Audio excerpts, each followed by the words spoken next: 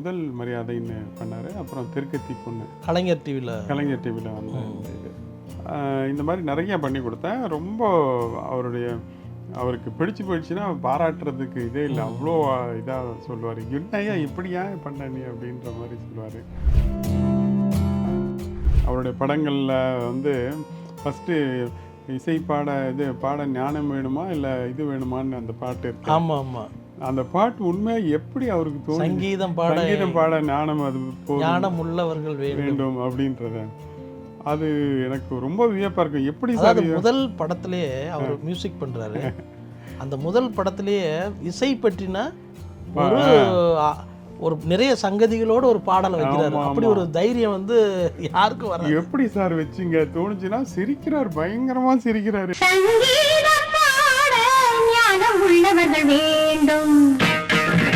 Daily அவர் வீட்டில் வந்து ஒரு 10 டியூனாவது அவர் பாடி அதை கம்போஸ் பண்ணி லிரிக்கோட ரெக்கார்ட் பண்ணி வச்சிருக்காருங்க. எனக்கு தெரிஞ்சு ஒரு கிட்டத்தட்ட 1000 பாட்டுக்கு மேலே அவர்கிட்ட வச்சிருக்காரு. 1000 பாட்டு டெஃபினட்டாக இருக்கும், நான் கம்மியாக சொல்கிறேன். ஒரு படம் பாக்யராஜ் மியூசிக்கு டைரக்ஷன் எல்லாமே எப்பயும் பண்ணுற மாதிரி எல்லாமே ரெடியாக இருந்தது சார். ஃபுல் இதாக இருந்தார். விரைவில் வந்துடும், சீக்கிரமாக வந்து பாக்யராஜ் மியூசிக் அவருக்கு தெரிஞ்சவங்ககிட்டலாம் சொன்னது, நம்ம படம் வந்துடும், கவலைப்படாதீங்க திருப்பி படம் பண்ணுறோம்.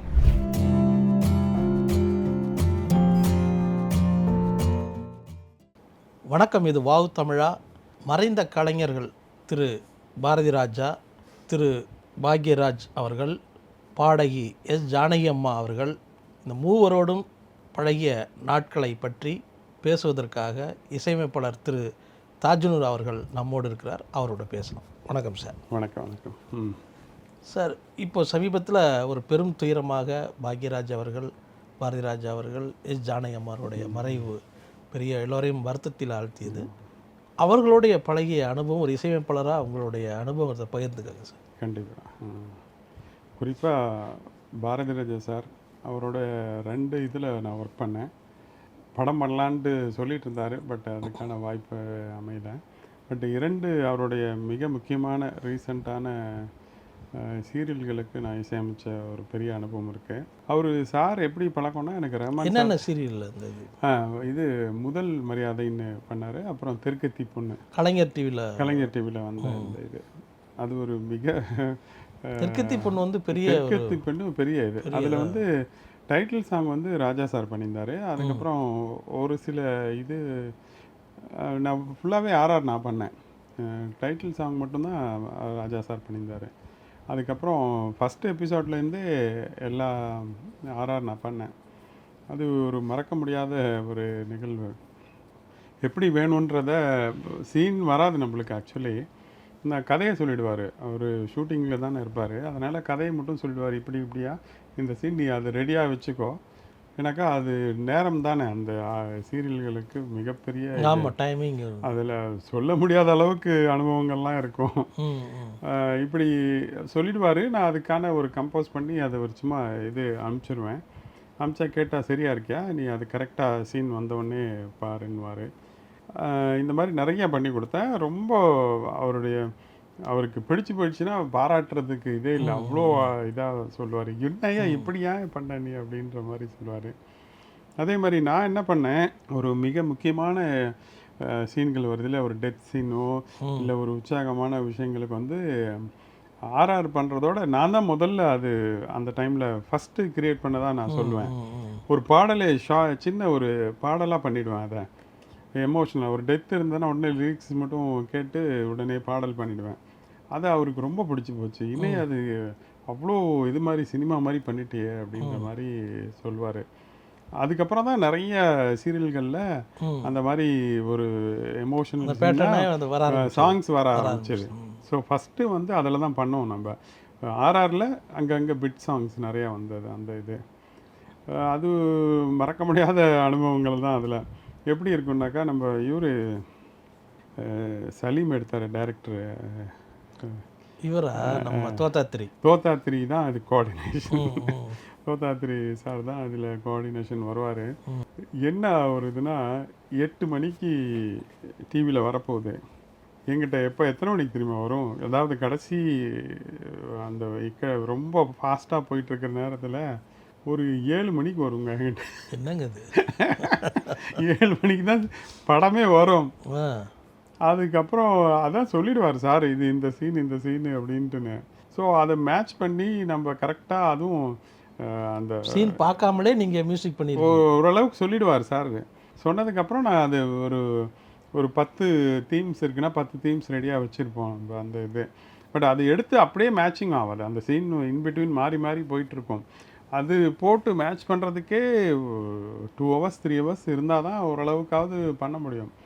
பட் இது போக போக நெருக்கடி. இப்படி ஒரு நாள் என்னென்னா, உட்காந்து அவுட் எடுக்கிறோம், எல்லாம் பண்ணிகிட்ருக்கோம். டிவியில் போட்டால் தெற்கத்தி மணி வந்துருச்சு, டிவியில் ஓடுது.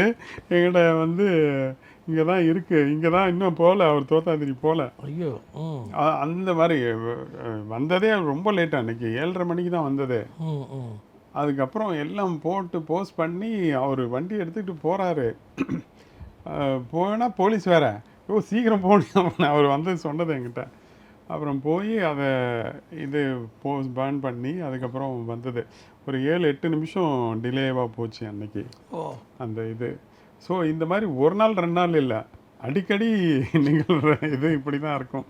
எனக்கு அவங்க எடிட் பண்ணி ஒரு 4 நாள் ஷூட் பண்ணதை வரும். அதுக்கப்புறம் எடிட் பண்ணி அதை போஸ்ட் பண்ணி எங்கிட்டேருந்து அங்கே போய் போகிறதுக்கு இந்த மாதிரி தான் சீரியலோட மியூசிக் பண்ணும்போது மிகப்பெரிய அனுபவம்.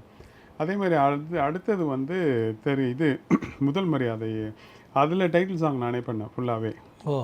அது பெரிய பாடல், அது நல்ல கிராண்டான சாங்.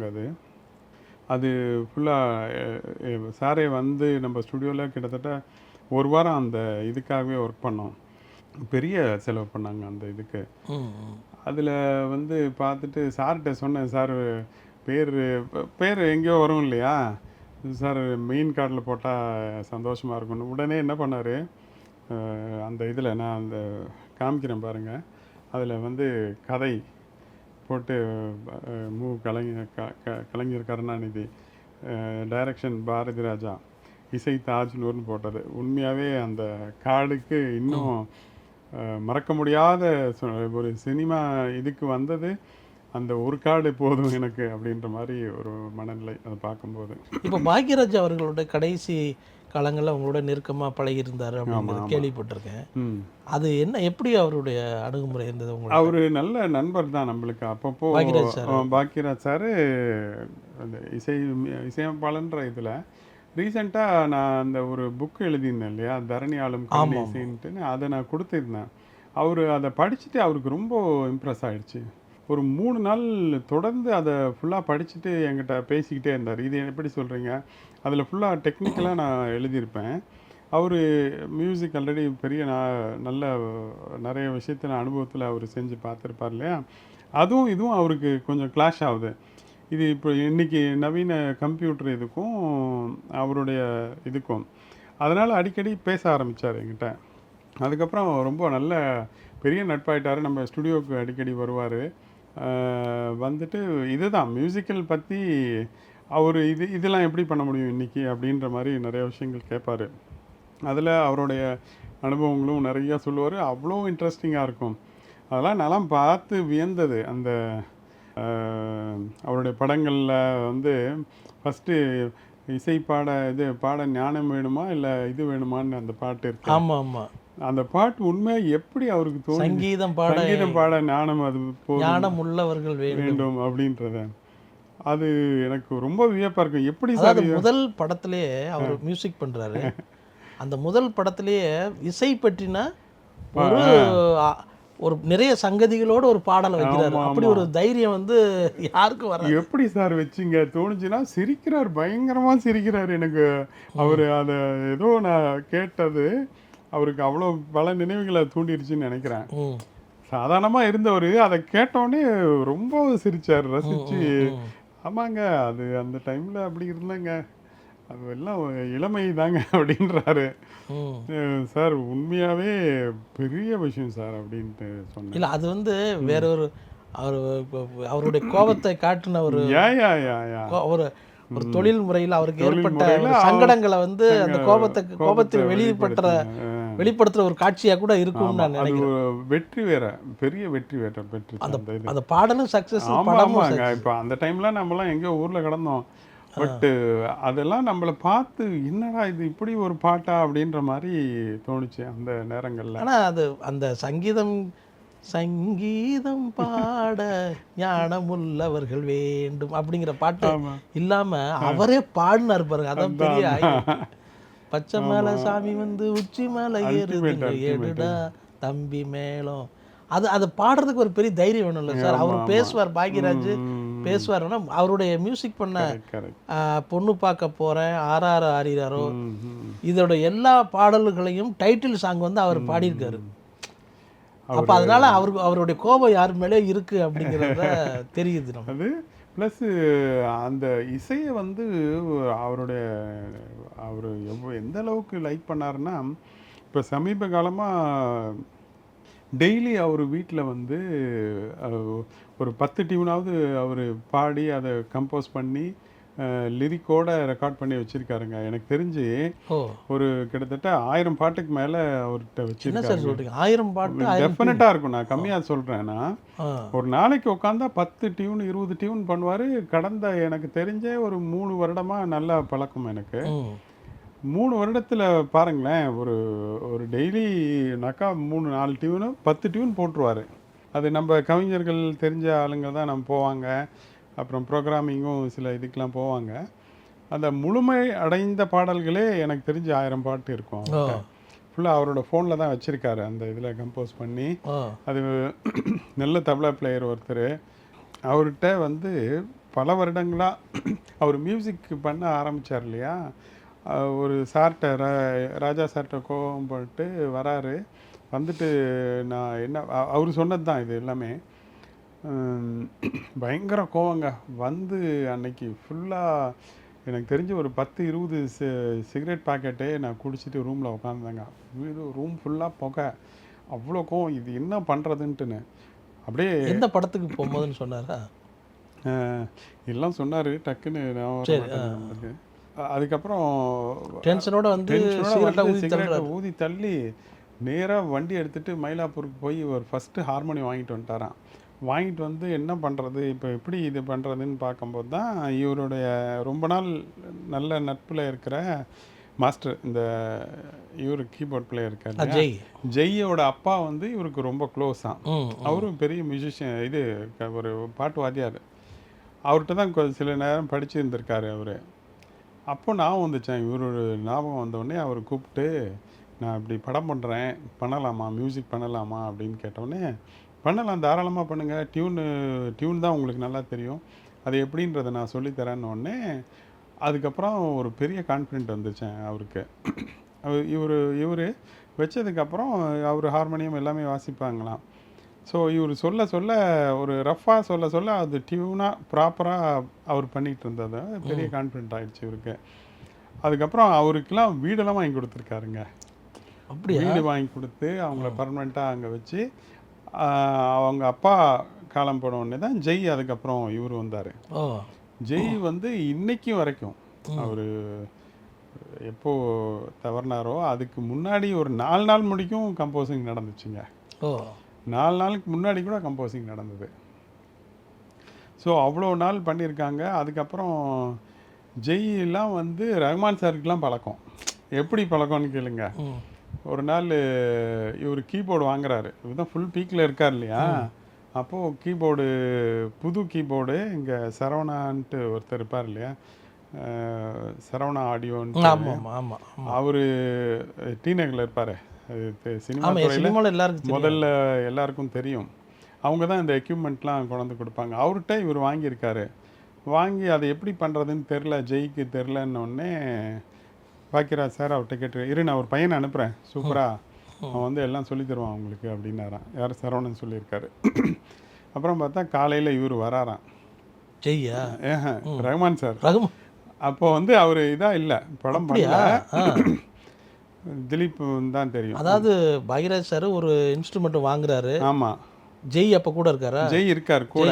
ஆ அது வந்து சரியா சரியா செட் பண்ண வரலன்ட்டு முடியல. தெரில. ம் அப்போ வந்து அது சரி பண்ண வாங்கினவர்கிட்ட கேட்குறாரு, இது வரமாட்டேங்குதுன்னு.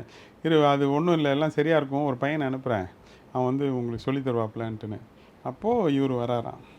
அப்போ தான் முதல்ல ரகுமான் சார் வர்றாரு. ரகுமான் காலையிலயே வந்துட்டாராம், சீக்கிரமாக வந்துட்டாராம். ஏன்னாக்கா ம் நான் காலையில் தான் வர முடியும், பார்க்க முடியும் அப்படின்னோடனே காலையில் போகிறாரு. போயிட்டு பட் இவர் ஷூட்டிங் முடிச்சு லேட்டு, இவர் எந்திரிக்கிறதுக்கு லேட் ஆகிடுச்சு போல, 1 ஹவர் லேட்டாக தான் வந்தாராம் கீழே. ஆனால் இவர் போகணுன்றாராம். ஏன்னாக்கா இங்கே பார்த்துட்டு ரெக்கார்டிங் ராஜா சாருக்கு இன்னும் நிறைய பேருக்கு ஒர்க் இருக்கிறனால அந்த கேப்பில் இவர் சொன்னாருன்னு சொல்லி வந்து பார்க்குறதுக்கு. அப்போ தான் நான் ரகுமானை முதல்ல பார்க்குறேன். வந்தவொடனே 10 நிமிஷத்தில் இப்படி இப்படின்னு பண்ணார், சொல்லி கொடுத்துட்டு அழகாக நம்ம ஜெய்க்கு சொல்லி கொடுத்துட்டு போயிருக்காரு. ம் ஜெய் அப்போ பெரிய ஆள், நல்ல பயங்கரமான எனக்கா படம் பண்ணி பெரிய ஆள் அந்த மாதிரி இருக்கார். ம் இவர் ரஹ்மான் சார் வந்து சொல்லிவிட்டு அவர் சொல்லி கொடுத்தாரு. அப்போ தான் நான் முதல்ல அப்பயே நினச்சேன், நான் இந்த பையன் பெரிய ஆளாக வருவான். எனக்கா அப்படி இருந்தது, எனக்கு சொல்லி கொடுக்கும்போதே அவ்வளோ பெரிய இதாக இருந்துச்சு அப்படின்னாரு. அப்போ கீபோர்டு வாங்கினார், எல்லாம் ஃபுல் செட்டப்பு. அதுக்கப்புறம் இந்த ரெக்கார்டிங்க்கெலாம் வந்து பாம்பே போயிடுவாங்களாம். நேராக பாம்பேயில் தான் பெரிய பெரிய ஆளுங்களை வச்சு நிறைய ரெக்கார்டிங்கு. ஹிந்தி படமே பண்ணியிருக்காருங்க. ம் ஆமாம், ஹிந்தி படத்துலேயும் மியூசிக் பண்ணியிருக்காரு. ஸோ அந்த மாதிரி நிறைய இசையில் அவருடைய அனுபவங்கள். ம் ம் அதை தொடர்ந்து இப்போது ஃப்ரீயாக இருக்கிற நேரம்னாவே போதும், ஈவன் 2-3 மணி வரைக்கும் இன்னமும் பண்ணிட்டு இருந்தாருங்க. மியூசிக் டியூன் போட்டுட்டு டியூன் போட்டு அதை எழுதி அதை ஃபோனில் ரெக்கார்ட் பண்ணி அதை என்னென்ன இதுன்னு சொல்லி ஒரு நோட்டில் எழுதி வச்சுருக்காங்க எல்லாம். ஓ இப்போ ஒரு படம் பண்ணலான்றத இதில் தான் வந்து ஒரு 6 டியூன் அதில் சூஸ் பண்ணி எல்லாமே ரெடியாக வச்சுருக்காங்க எல்லாம் ஓ அது பண்ணுறதுக்காக. இப்போது அவருடைய எய்மே ஒரு படம் பாக்யராஜ் மியூசிக்கில் மியூசிக்கு டைரக்ஷன் எல்லாமே ம் ம் அது எப்பயும் பண்ணுற மாதிரி எல்லாமே ரெடியாக இருந்தது சார். ஃபுல் இதாக இருந்தார். விரைவில் வந்துடும். ஆனால் சீக்கிரமாக வந்து பாக்யராஜ் மியூசிக் அவருக்கு தெரிஞ்சவங்ககிட்டலாம் சொன்னது, நம்ம படம் வந்துடும், கவலைப்படாதீங்க, திருப்பி படம் பண்ணுறோம், எல்லாம் திருப்பி நம்ம எல்லாம் மாதிரி எல்லா விஷயமுமே நல்லா இருக்க போகிறோம்யா அப்படின்னு சொன்னது அந்த அசிஸ்டண்ட்டுங்க சொல்லும்போது பெரிய இதாக இருக்கும். சொல்லுவார் அடிக்கடி, இனிமேல் நம்ம கஷ்டம்லாம் போதியா, எல்லாம் நம்ம படம் பண்ண போகிறோம் அப்படின்ட்டு அடிக்கடி ரீசெண்டாக இப்போ சொல்லியிருக்காரு அந்த இது. அப்புறம் எங்கிட்ட பெரிய ஒரு நல்ல மரியாதை, நல்ல ஒரு மனமிட்டு பேசுகிற அளவுக்கு நல்ல நட்பானார் நம்ம. அதாவது இப்போ நீங்கள் சொன்னதை பார்த்தா ஒரு 1000 டியூன் வந்து அவர் பாக்யராஜோடைய டியூன் வச்சுருக்காங்க சார்.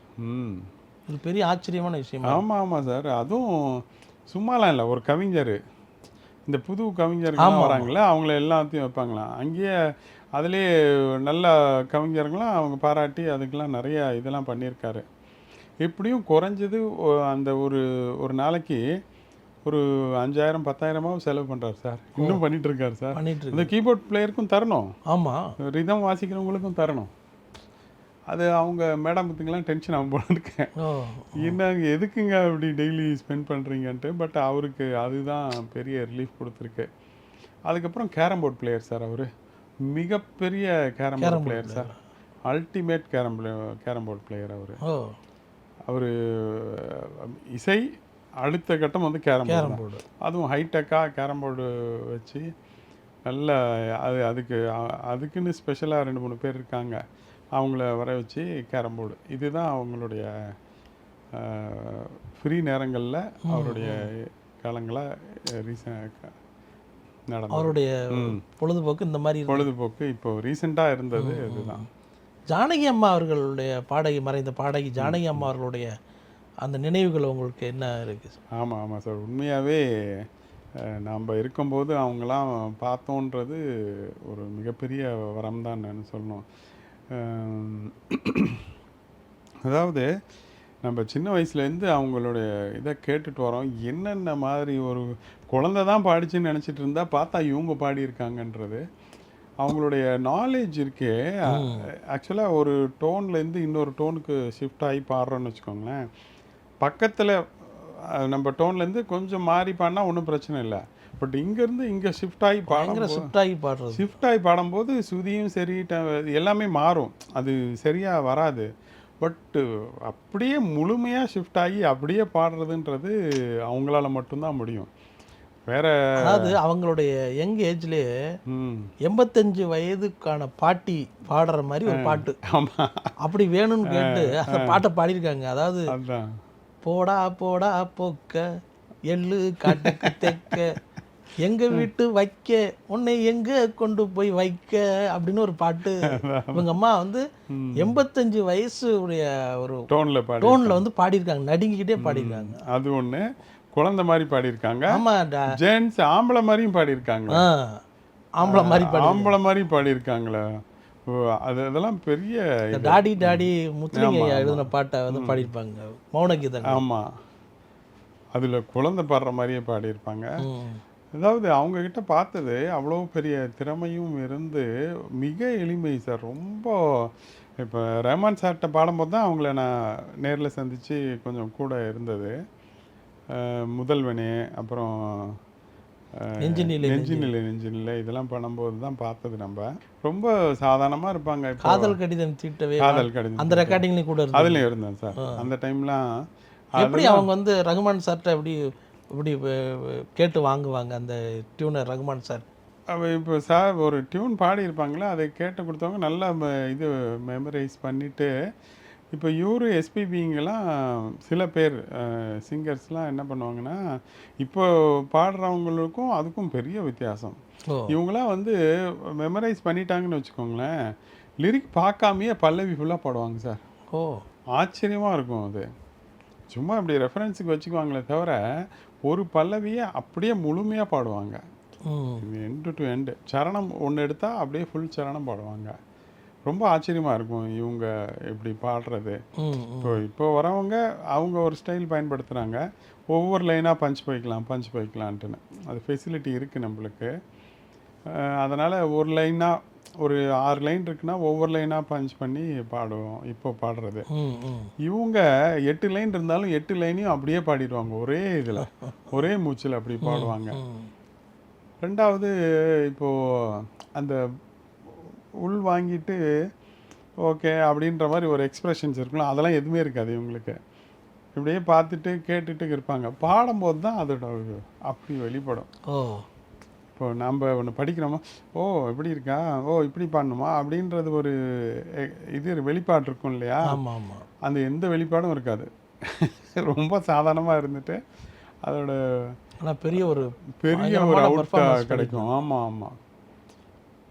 ரொம்ப அவங்க பாருங்களேன், ஸ்டேஜ்லேயும் சரி, இப்போ ஒரு சிங்கர் நாங்கள் வரோம்னாக்கா ஒரு ட்ரெஸ்ஸிங் பயங்கரமாக ஒரு போட்டு வேறு மாதிரி வெளிப்படுத்தி இருக்கும் இல்லையா, அது எதுவுமே இருக்காது. ரொம்ப சிம்பிளாக அவங்களுடைய ப்ரெசென்ட் பண்ணுறது. ஒன்லி அவங்களோட டோன் தான் பயங்கரமாக இருக்குமே தவிர பார்க்குறதுக்கு. இன்ஸ்ட்ருமெண்ட்டு பொதுவாக அவங்க பாடும்போது இன்ஸ்ட்ருமெண்ட்டு வருமா இல்லை வாய்ஸ் மட்டும்தான் வருமா? இப்போ ரீசெண்டாக நம்மலாம் பண்ணும்போது இன்ஸ்ட்ருமெண்ட்டோட தான் பண்ணுவோம் எல்லாம். அப்படியா? அப்படி தான் பண்ணுவோம். ஆல்மோஸ்ட் இருக்கும் எல்லாமே. அதை கேட்டு அப்படியே பாடிடுவாங்க. அவங்க பாடல் அவங்களோட டோன் சொல்ல முடினா இந்த இது சிங்கார வேலைனா. ஆமாம், அதெல்லாம் பாருங்களேன் என்ன டோன். அந்த நாதஸ்வரமும் அதுவும் அவங்க டோனும் ஈக்குவலாக இருக்கும். அந்த இதுக்கு நாதஸ்வரம் வந்து ஒரு பெரிய ஒரு டோன். அதுதான் இருக்குல்லையே ஹையஸ்ட்டு பிச்சு, ஹையஸ்ட்டு போல்டு இதுன்னு சொல்லலாம். அந்த இதுக்கு அந்த பாட்டில் ஈடு இணையாக பாடியிருப்பாங்க பாருங்களேன். அது இப்போது வந்து என்ன, இப்போது எல்லாருமே சிங்கருங்க பண்ணும்போது ஒரு ஆட்டோ டியூனோ அந்த பிச் கரெக்ஷனுன்ற ஒரு ஒர்க் பண்ணுறோம். பட் அவங்கெல்லாம் அப்போ அன்றைக்கி பாடினது அதெல்லாம் எதுவுமே இல்லை, நேரடியாக பாடுறது தான். எந்த வித கரெக்ஷனும் இல்லாமல் பாடினதுன்னு நினச்சா ரொம்ப ஆச்சரியமாக இருக்குது. இன்றைக்கி எவ்வளோ பெரிய சிங்கர் பாடினாலுமே சரி, அந்த கரெக்ஷன் பண்ணால் தான் அது ரொம்ப அழகாக இருக்கும். அந்த ஃபெசிலிட்டி வந்ததுனால அவங்க அப்படி பாடுறாங்களா இல்லை என்னன்னு தெரியல. பட்டு இவங்கெல்லாம் வந்து எஸ்பிபி சாரும் சரி, முதல்ல பாடினது அந்த ப்ரெசன்டேஷன் வந்து அப்படி இருக்கும். அந்த எந்த வித இதுவுமே பிச் கரெக்ஷனுக்கு வழியே இல்லை. அவங்க என்ன பண்ணாங்களோ அதுதான் வந்தது. அதை அவ்வளோ அழகாக பாடியிருக்காங்க. எங்கேயுமே சுதி போனதில்லை. ஏதோ ஒன்று இருக்கும், சின்னதாக லேண்டிங் இருக்கும் அந்த இதில். அதுவுமே இல்லாமல் பாட வச்சது பாடினதுலாம் மிகப்பெரிய ஒரு இதுதான். ரொம்ப நேரம் உங்களுடைய நேரத்துக்கு ரொம்ப நன்றி சார். ஓகே ஓகே நிறைய விஷயங்களை ரொம்ப மகிழ்ச்சி. பகிர்ந்துக்கிட்டீங்க. ஆமாம் ஆமாம். ரொம்ப பெக்குலியரான விஷயம் ரகுமான் சார் அவர்களுடைய பற்றின ஆ ஒரு தகவலை வந்து சொன்னீங்க. ரொம்ப நன்றி சார். ஓகே ஓகே மகிழ்ச்சி.